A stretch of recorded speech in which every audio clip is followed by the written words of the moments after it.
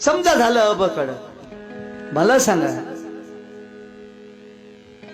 Noun matric जरी असलं ना 8वी पास असलं तरी त्याला त्या अबकड झाल्यामुळे डायरेक्ट कलेक्टर होता येईल का?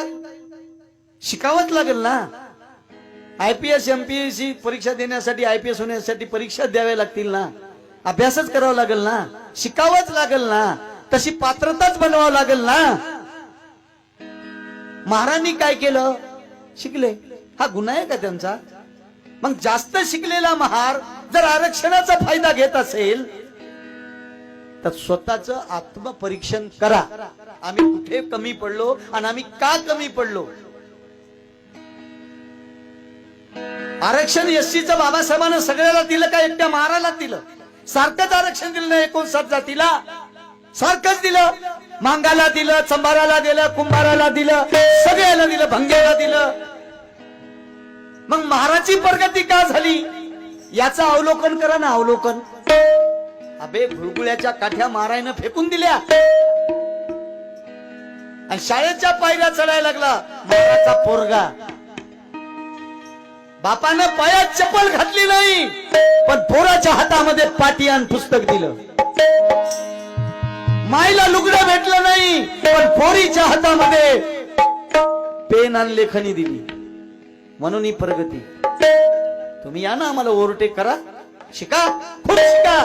कोण तुम्हाला अडवलंय? तुम्हाला शाळेत गेल्यावर काय तुमच्यावर गुन्हे दाखल केले का काहून आले म्हणून? शिका ना, करा आम्हाला ओव्हरटेक. मांगावर बोललो की मांगाचं वय.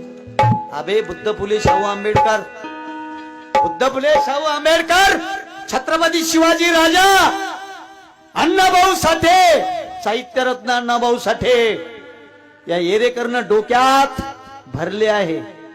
मग सांगा मनुवादी भडव्यांनो, जातीवादी भडव्यांनो, जातीच्या पुजाऱ्यांनो, मला तुम्ही कोणत्या जाती धरले आहे?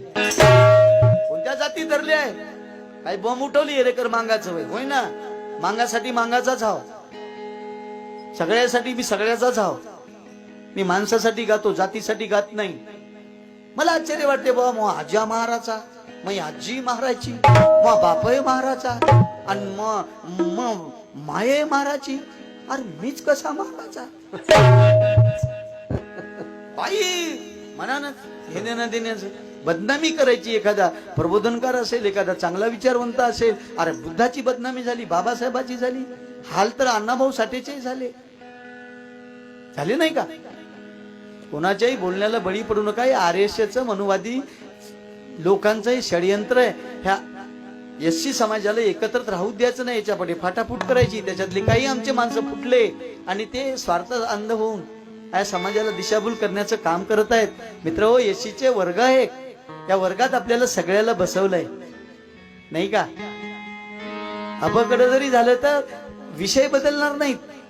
एखाद्या वर्गाचे अबकड जरी झाले, तुकड्या जरी झाले, विषय तेच राहतील. तुमच्यासाठी काय विषय बदलणार नाहीत. विद्यार्थी म्हणून असं आहे ते. शिका तुम्ही. शिकण्याचे दालन खुले केलेत बाबासाहेबांनी सगळे एससीच्या कॅटेगरी मध्ये बसणाऱ्या लोकांना. याईनच फायदा घेतला म्हणजे काय? आमच्यासाठी काय वेगळा एससीचा काय कोटा केलता का बाबासाहेबांना संविधानामध्ये? तेच तुम्हाला दिलं ना. फक्त तुम्ही शिका, आम्हाला ओव्हरटेक करा आणि पुढे जा ना. अभिनंदन करतो आम्ही. एका शरीराचे 2 हात आहेत, मांग आणि महार. हे विभक्त होऊ शकत नाहीत. कोणाला करायचे असतील तर त्यांची मर्जी. कि ये संविधान है, गीता के हर एक श्लोक में हिंदुओं का ईमान मिलता है, बाइबल के हर पन्ने पे ईसा मसीहा का फरमान मिलता है, कुरान में मुस्लिम को खुदा का एहलान मिलता है, लेकिन भारत के संविधान में सभी को सरी का सम्मान मिलता है. ये बाबा साहब की देन है.